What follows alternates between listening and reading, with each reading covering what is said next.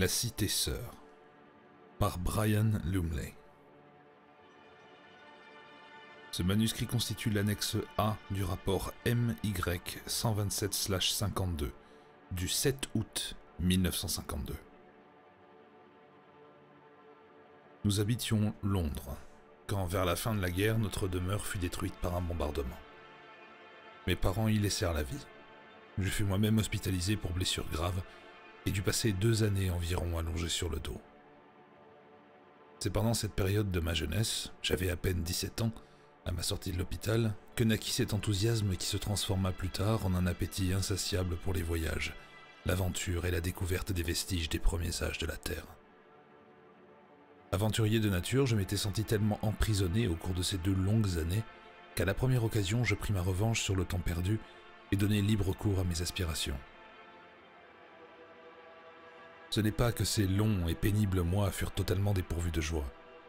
Dès que ma santé le permettait, je me précipitais entre 2 opérations à la bibliothèque de l'hôpital. Tout d'abord pour oublier mon affliction, puis, en fin de compte, pour me laisser emporter dans un de ces mondes de merveilles des fabuleuses 1001 nuits. En plus de l'envoûtement intense qu'il me procurait, ce livre m'aidait à oublier les rumeurs qui circulaient à mon sujet dans les salles de l'hôpital. J'étais différent. Les docteurs avaient soi-disant trouvé quelque chose d'anormal dans ma constitution physique. On chuchotait de bouche à oreille que ma peau possédait d'étranges particularités et qu'un cartilage osseux se développait peu à peu à la base de ma colonne vertébrale.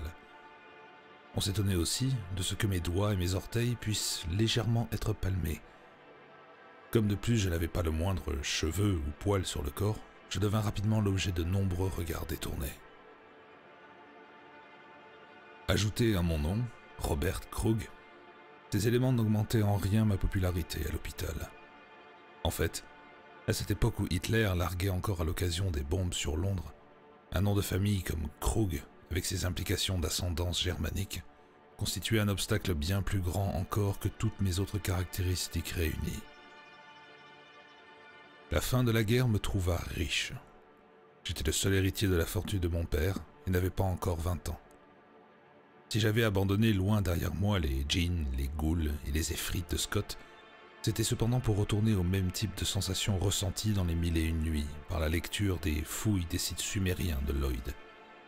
C'est ce livre qui fut le principal responsable de la fascination que j'éprouvais dès lors pour les mots magiques de Cité perdue. Au cours des mois suivants, à dire vrai tout au long des années formatives qui me restaient, l'ouvrage de Lloyd resta pour moi un événement marquant. Un nombre considérable de volumes de la même veine lui succédèrent. Je me plongeai avec avidité dans le Ninive et Babylone de Layard, ainsi que dans les premières aventures perses et la Susiane et la Babylonie. Je m'étendis longuement sur des œuvres telles que Naissance et progrès de la syriologie de Budge, sans parler des voyages en Syrie et en Terre Sainte de Burckhardt. Les contrées légendaires de Mésopotamie n'étaient pas seules à me captiver. Les cités imaginaires de Shangri-La et Éphiroth prenaient place à côté des réalités de Mycène, Knossos, Palmyre et Thèbes. Mon enthousiasme ne connut plus de bornes quand mes lectures m'amenaient à Atlantide et à Chichen Itza. Jamais je ne me suis soucié de séparer réalité et fiction. Dans mes rêves, j'aspirais tout autant à connaître le palais de Minos en Crète que la Kadate inconnue au désert de glace. La lecture de plusieurs documents sur l'expédition africaine de Sir Amory Wendy Smith, à la recherche de Garn, la cité morte, me confirmèrent que certains mythes et légendes ne sont pas fort éloignés de la réalité historique. Si une personnalité aussi respectable que cet éminent archéologue avait mis sur pied une telle expédition pour partir à la recherche de cette ville de la jungle considérée pour la plupart des autorités sérieuses comme purement mythologique, son échec ne lui ôtait pas le mérite d'avoir essayé. Alors que d'autres avaient ridiculisé ce personnage rustre, cet explorateur fou qui était revenu seul des jungles du continent noir, moi, par contre, j'étais plutôt tendance à adopter, voire surpasser ces idées saugrenues. C'est ainsi que l'on considérait ces théories. J'examinais une fois de plus les preuves en faveur de Shiria et de Garn. Je fouillais de plus en plus profondément les vestiges fragmentaires des cités légendaires et des contrées aux noms si incroyables que R'lyeh, Éphiroth, Mnar et Hyperborea. Au cours des ans, je retrouvai une parfaite santé physique, et l'adolescent fasciné devint un homme entièrement voué à sa passion. Je n'ai jamais su quelle force me poussait à explorer les passages obscurs de l'histoire, réels comme imaginaires. Je savais seulement qu'il y avait quelque chose de fascinant pour moi à redécouvrir ces anciens mondes de rêves et de légendes. Avant d'entreprendre les lointaines expéditions qui allaient m'occuper à différentes reprises pendant 4 années, j'achetai une maison à Marske, à la limite même des marais du Yorkshire. C'était la région de mon enfance. J'avais toujours ressenti une forte affinité pour ces régions sinistres et marécageuses. Une affinité difficile à définir. C'est-à-dire que je m'y sentais plus près de chez moi, et infiniment plus proche de ce passé qui me harcelait. Chaque départ était un véritable déchirement, et pourtant, je ne pouvais résister à cette attirance inexplicable des lieux lointains et des noms étranges d'outre-mer. Je visitais pour commencer les pays proches, ignorant les contrées de mes rêves, mais bien déterminé à ce que plus tard... L'Égypte aux 1000 mystères. La pyramide en escalier à redans de Djoser à Saqqara, le chef-d'œuvre d'Imhotep, les antiques mastabas, les tombes où dorment les rois depuis des siècles. La pyramide de Snéfrou à Meidoum, ainsi que celle de Képhren et de Khéops à Gizeh. Les momies, les divinités souveraines. Malgré toutes ces merveilles, l'Égypte ne put me retenir longtemps. Ma peau ne supportait pas la chaleur et le sable. C'était rapidement tannée et devint rugueuse en une nuit. La Crète, nymphe de la Méditerranée d'azur, Thésée et le Minotaure, le palais de Minos à Knossos, quoi de plus merveilleux. Hélas, ce que je cherchais devait être ailleurs. Salamine et Chypre, et leurs nombreux vestiges des civilisations passées, ne me retinrent chacune qu'un mois à peine. C'est cependant à Chypre que je découvris une nouvelle aptitude physique, mes étranges capacités sous l'eau. À Famagouste, je me liai d'amitié avec un groupe de plongeurs sous-marins. Ils plongeaient tous les jours à la recherche d'amphores et d'autres objets du passé, au large des ruines de Salonique, sur la côte sud-est. Je pouvais rester sous l'eau 3 fois plus longtemps que le meilleur d'entre eux et nager plus loin sans l'aide de palmes ni de bouteilles d'oxygène. Au début, cette singularité provoqua leur étonnement. Après quelques jours cependant, je remarquai qu'ils évitaient tout contact avec moi. Ils ne s'inquiétaient pas de l'absence complète de système pileux sur mon corps, ni des membranes qui semblaient avoir allongé entre mes orteils et mes doigts. Mais ils se méfiaient de la protubérance qui apparaissait à l'arrière, au bas de mon costume de bain, et n'acceptaient surtout pas la facilité avec laquelle je conversais avec eux dans leur propre langue, sans avoir jamais étudié le grec de ma vie. Il était temps de reprendre la route. Mes pérégrinations m'emmenèrent partout à travers le monde. Je devins une autorité en matière de civilisation morte. Ma seule joie dans la vie. C'est alors que, à Pétri, j'entendis parler pour la première fois de la cité sans nom. Tout au fond du désert d'Arabie repose la cité sans nom. Elle n'est plus que ruine, et le sable, au cours des millénaires, a presque recouvert ses murs. C'est ici que rêva le poète fou, Abdul al-Azred, la nuit où il chanta cet inexplicable couplet. Ce qui gît dans l'éternité ne connaît pas la mort.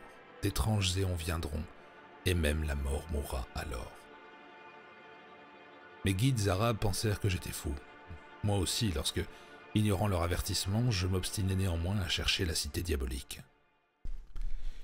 Les pieds ailés de leurs chameaux les emportèrent dans une course folle, car ils venaient de remarquer ma peau squameuse et d'autres détails qui les rendaient mal à l'aise en ma présence. Tout comme moi, du reste, ils étaient désemparés devant la facilité avec laquelle je parlais leur langage. Qu'ai-je vu et fait à Karacher? Inutile de le relater. Il suffit de dire que j'y ai appris des choses qui se sont emparées de mon subconscient, des choses qui me poussèrent à voyager plus loin encore, à la recherche de Sarnath, la maudite, dans ce qui fut jadis le pays de Mnar. Aucun être humain ne connaît l'emplacement de Sarnath, et c'est mieux ainsi.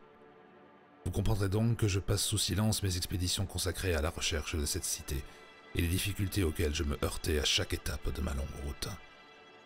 Enfin, j'ai fini par découvrir la cité engloutie dans les marais, ainsi que des ruines d'Ib toutes proches. Ce furent autant de maillons essentiels ajoutés à la chaîne toujours plus longue qui comblait lentement le fossé entre ce monde et mon but ultime. Quant à moi, je ne savais que penser. Désorienté, j'ignorais le lieu ou la nature de cette destination. Pendant 3 longues semaines, j'explorais les rives vaseuses du lac paisible qui recouvre Sarnath. À la fin, n'y tenant plus, et poussé par une force irrésistible, J'eus une nouvelle fois recours à mes curieuses capacités aquatiques et me mis à fouiller le fond de cet hideux marais. Je m'endormis ce soir-là, serrant dans les bras une petite figurine verte que j'avais arrachée aux ruines sous-marines. Je vis mon père et ma mère en rêve, confusément toutefois, dans une sorte de brouillard. Ils m'appelaient. Toute la journée suivante, je la passais dans les ruines centenaires d'Ib. Au moment de partir, je découvris une pierre gravée qui me donna ma première preuve tangible. Le plus incroyable était que je pouvais lire les caractères inscrits sur ce vieux pilier altéré par les siècles. L'écriture cunéiforme était plus ancienne encore que les inscriptions des colonnes brisées de Gef. La pierre érodée s'était parée des ravages du temps. Pourtant, par miracle, je comprenais. Il n'était pas question du mode de vie des anciens habitants d'Ib ou de ceux de Sarnath, morts il y a si longtemps. La pierre racontait seulement la destruction des êtres d'Ib par les hommes de Sarnath et du sort réservé par la suite à Sarnath. C'était aux dieux d'Ib que cette malheureuse cité devait son destin. Malheureusement, pas la moindre indication n'était fournie sur les dieux eux-mêmes. Je savais seulement que la lecture de cette pierre ainsi que ma présence à Ib avait réveillé des souvenirs enfouis très profondément en moi. Qui sait, peut-être même des souvenirs ancestraux. Je fus une fois de plus la proie de ce sentiment que je ressentais si fortement dans les marais du Yorkshire. Je me sentais près de chez moi.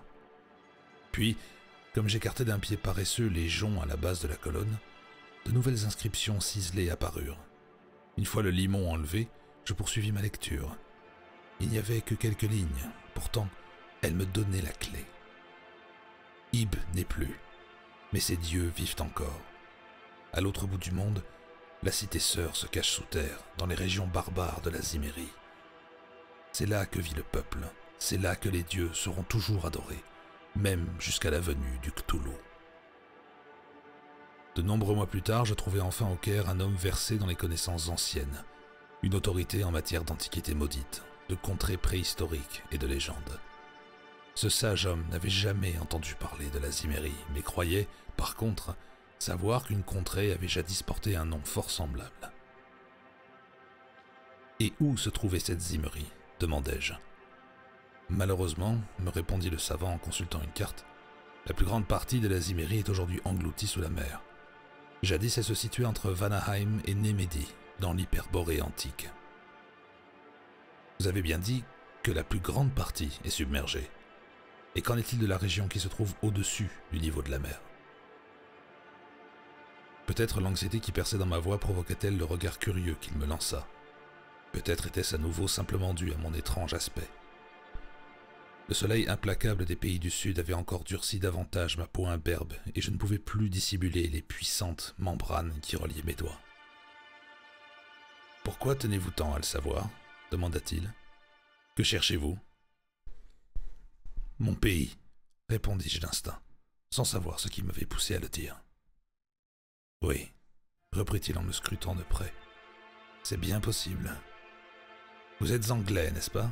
Puis-je vous demander de quelle région vous venez? » « Du nord-est, dis-je, pensant subitement à mes marécages. Pourquoi cette question? »« Mon pauvre ami, vous avez cherché en vain, » expliqua-t-il en souriant. « Cimmérie, ou ce qu'il en reste, enveloppe toute cette région du nord-est de l'Angleterre, votre pays. Ironie du sort.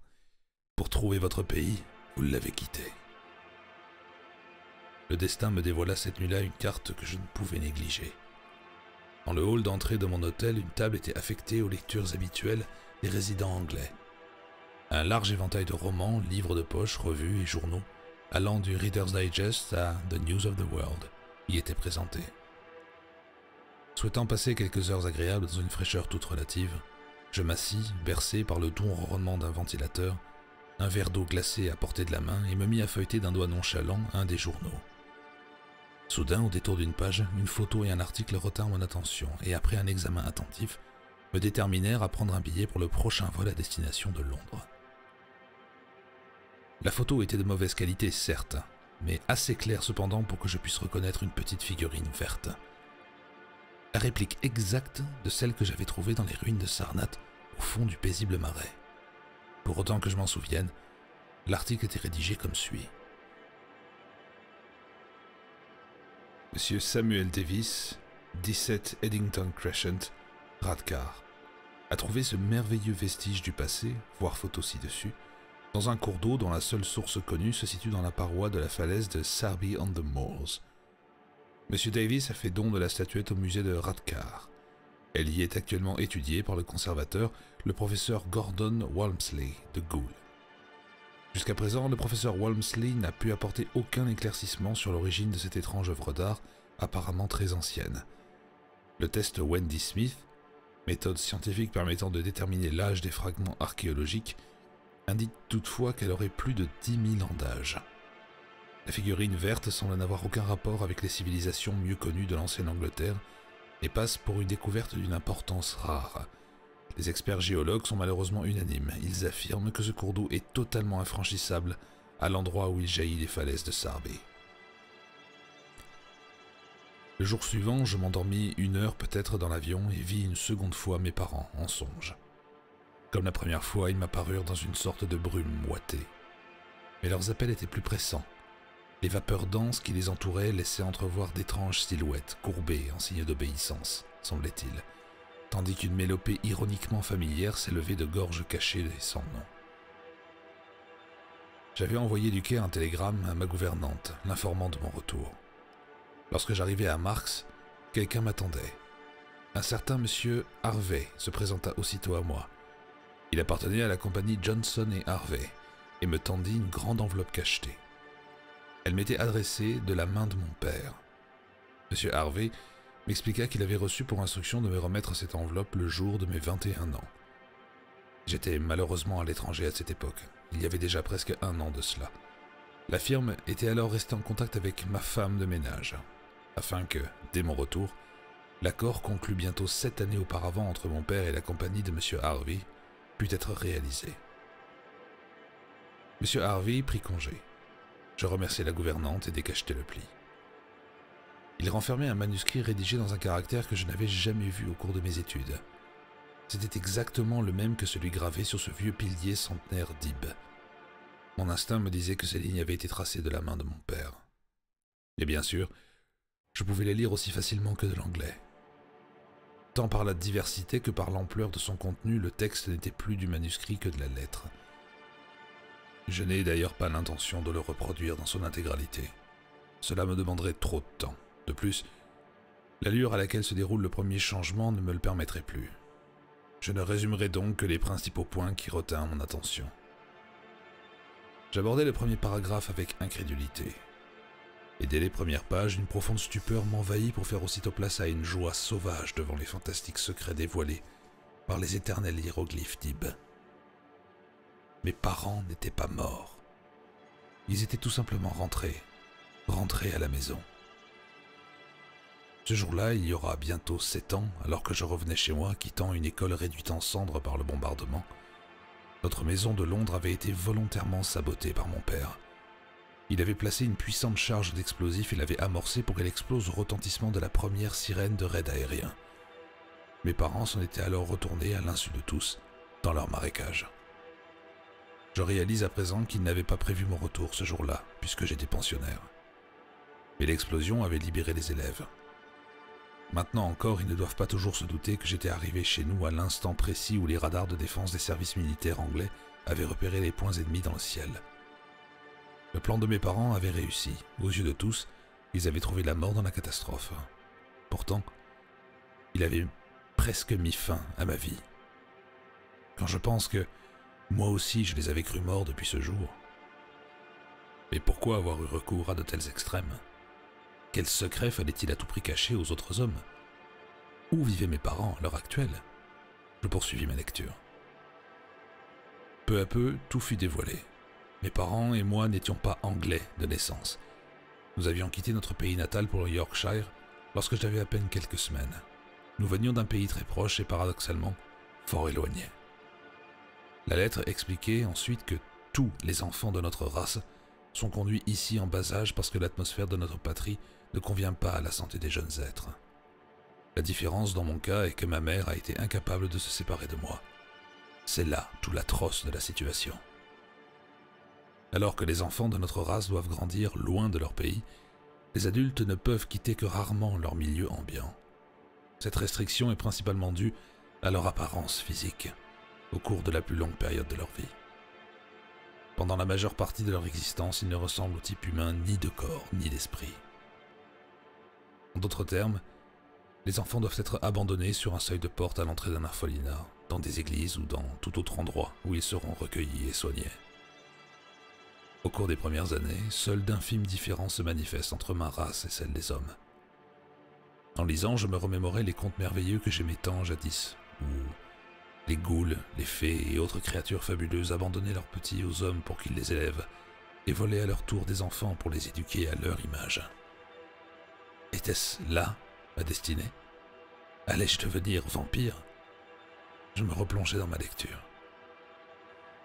J'appris ainsi que les êtres de ma race ne peuvent quitter leur pays natal que 2 fois dans leur vie. La première, peu après leur naissance, comme je l'ai déjà expliqué. Ils sont conduits parmi les hommes par nécessité et ils sont abandonnés jusqu'à leurs 21 ans environ. Et une seconde fois plus tard, plus précisément, lorsque des métamorphoses dans leur morphologie les rendent à nouveau aptes à supporter les conditions extérieures. Mes parents venaient d'atteindre ce dernier stade de leur développement lors de ma naissance. Mais l'attachement de ma mère était tellement fort qu'ils délaissèrent leur devoir dans notre monde pour me conduire personnellement en Angleterre. Là, ignorant les lois, ils demeurèrent avec moi. Mon père avait emporté certains trésors pour nous assurer une vie aisée jusqu'au jour où il serait contraint de m'abandonner, à l'époque du second changement, lorsque leur séjour prolongé éveillerait les soupçons de l'humanité sur notre existence. Ce jour avait fini par arriver, et ils avaient camouflé leur départ pour notre pays secret en faisant sauter notre maison de Londres, donnant ainsi à croire aux autorités et à moi-même, cela a dû briser le cœur de ma mère, qu'ils étaient morts au cours d'un raid aérien allemand. Quelle autre solution avaient-ils? Ils ne voulurent pas risquer de me révéler qui j'étais réellement. Quel effet aurait eu sur moi une telle révélation, moi qui commençais à peine à manifester quelques différences? Il restait l'espoir que je découvre moi-même le secret, ou du moins la majeure partie, ce que je fis. Pour plus de sûreté cependant, mon père laissa cette missive. La lettre racontait aussi comment peu d'enfants abandonnés retrouvent leur chemin de leur pays. Les accidents emportent les uns, les autres perdent la raison. Ce nouvel élément me rappela un article lu de je ne sais quel journal. Il y était question de 2 patients du sanatorium d'Oakdean près de Glasgow, atteints d'une démence si horrible et à l'aspect extérieur si effrayant que personne n'était autorisé à les voir et que même leurs infirmières avaient du mal à les supporter. D'autres encore se faisaient ermites dans des lieux sauvages et inaccessibles. Quant à certains, je tremblais en lisant. Quel sort affreux leur avait été réservé. C'était pire que tout. Mais il y avait aussi les heureux, ceux qui parvenaient à rentrer au pays. Ils venaient réclamer leurs droits. Tandis que certains d'entre eux étaient guidés dans leur route par des adultes en second séjour parmi les hommes, d'autres trouvaient leur chemin par instinct ou par chance. Aussi horrible que puisse paraître ce plan d'ensemble de notre existence, la lettre en explique la logique. Mon pays ne pouvait accueillir beaucoup de monde. Dès lors, ces risques de folie dus à nos changements physiques inexplicables, les accidents et ces autres sorts dont j'ai parlé, forment un système de sélection par lequel seuls les plus aptes de corps et d'esprit retournent dans leur pays natal. Je viens de lire une nouvelle fois chaque ligne de cette lettre, et déjà je commence à ressentir un raidissement de mes membres. Le manuscrit de mon père est arrivé juste à temps. Depuis longtemps, j'étais préoccupé par l'accentuation croissante de mes différences. À présent, les membranes de mes mains atteignirent les premières articulations. Quant à ma peau, elle est devenue étonnamment épaisse, rugueuse et ictique. La courte queue à la base de ma colonne vertébrale n'est plus une protubérance, elle est devenue un membre supplémentaire. À la lumière de ce que je viens d'apprendre, ce nouveau membre n'a rien d'anormal. C'est bien au contraire la chose la plus naturelle qui soit parmi les miens. L'absence totale de système pileux sur mon corps a également cessé de m'inquiéter puisque j'ai découvert mon destin. Je suis différent des hommes, c'est exact. Mais n'est-ce pas là le cours normal des choses? Je ne suis pas un homme. Ah, heureuse étoile qui m'a poussé à ouvrir ce journal au Caire. Si je n'avais pas vu cette photo ni lu cet article, je n'aurais sans doute pas réintégré de sitôt ma région marécageuse. Et je tremble à l'idée de ce qui aurait pu m'arriver. Qu'aurais-je fait, une fois modifié par le prochain changement? Aurais-je fui? dissimulé sous des vêtements suffocants vers quelques contrées lointaines pour y mener une vie d'ermite. Peut-être serais-je retourné à Ib ou à la cité sans nom pour y vivre dans leurs ruines solitaires, jusqu'à ce que mon aspect me permette à nouveau de vivre parmi les hommes. Et après ça, et après le second changement, peut-être des modifications morphologiques aussi inexplicables m'auraient-elles rendu fou. Il y aurait eu peut-être un nouveau pensionnaire à Oakdene. Par ailleurs, mon destin aurait pu être pire encore que tout cela. J'aurais pu être forcé de vivre dans les profondeurs, devenir l'un des êtres d'en bas et adorer Dagon et le grand Cthulhu comme d'autres avant moi. Mais non. La clémence du sort, les connaissances accumulées lors de mes lointains séjours et le document de mon père m'ont épargné toutes ces horreurs, ont vécu d'autres créatures de ma race. Je vais retourner à la cité sœur d'Ib, à Lieb, au pays de ma naissance enfoui sous les marécages du Yorkshire. C'est de ce pays que provient la figurine verte qui me ramena à ses rivages. Cette figurine qui est la répétition exacte de celle que j'ai trouvée dans le lac de Sarnath.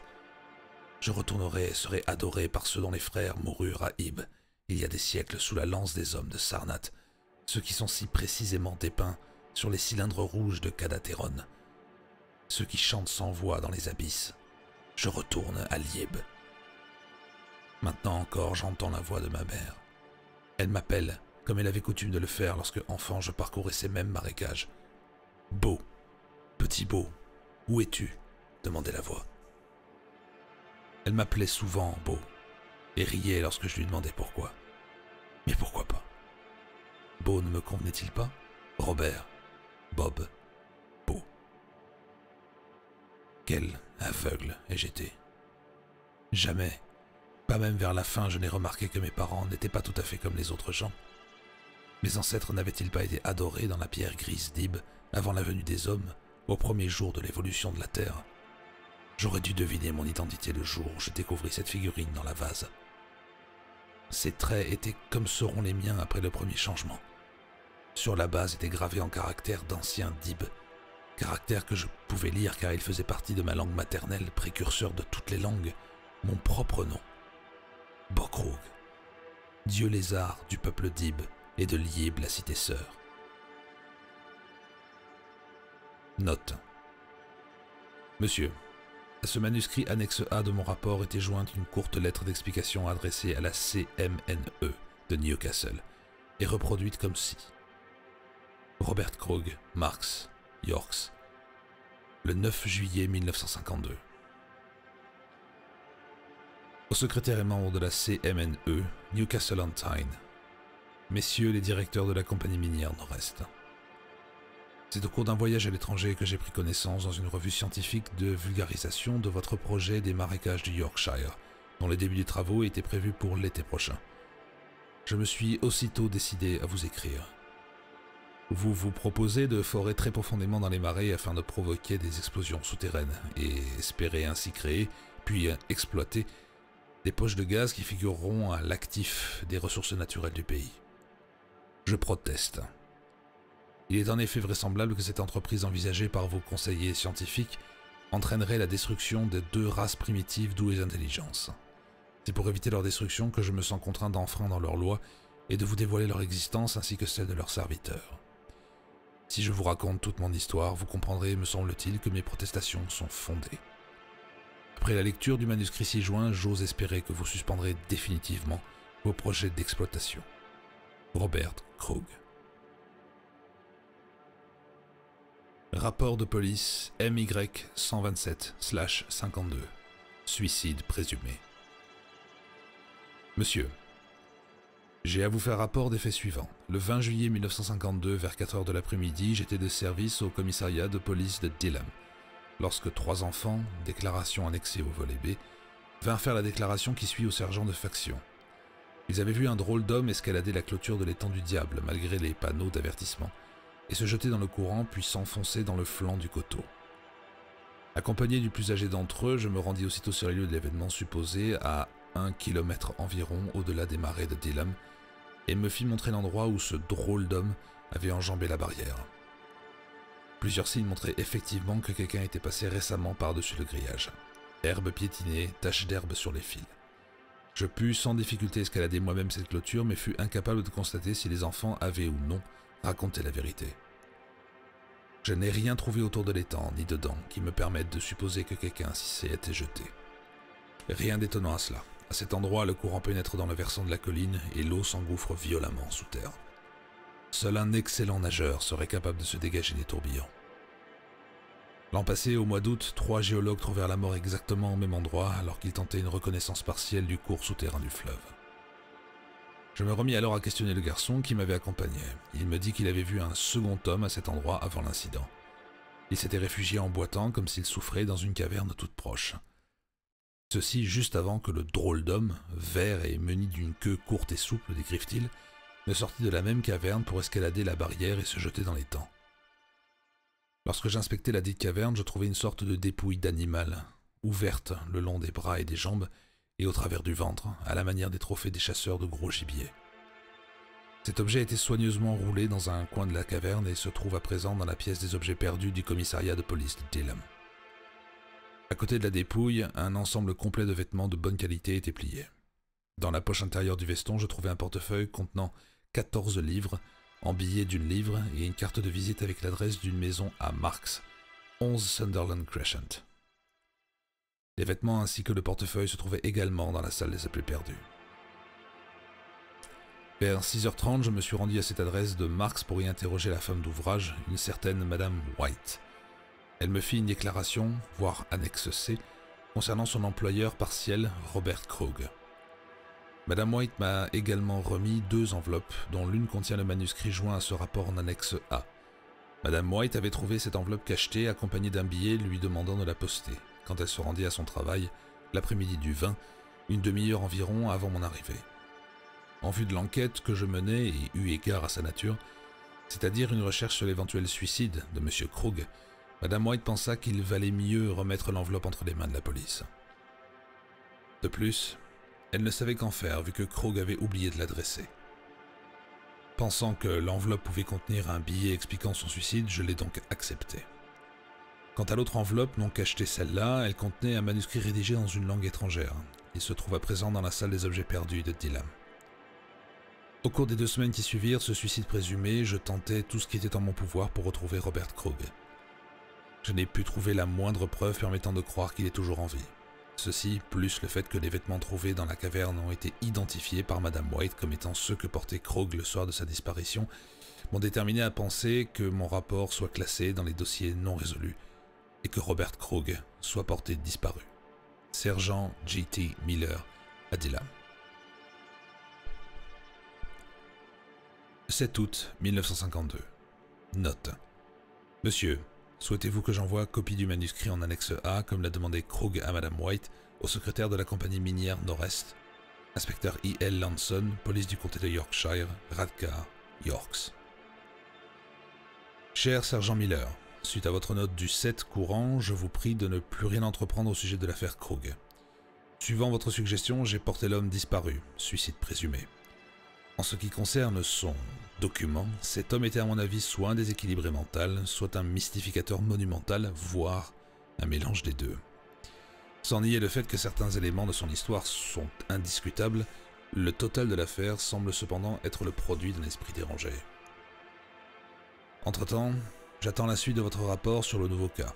Je fais ici allusion au nourrisson trouvé sur un banc d'église à Ely-on-the-Moor en juin dernier. Comment allez-vous retrouver la mer ?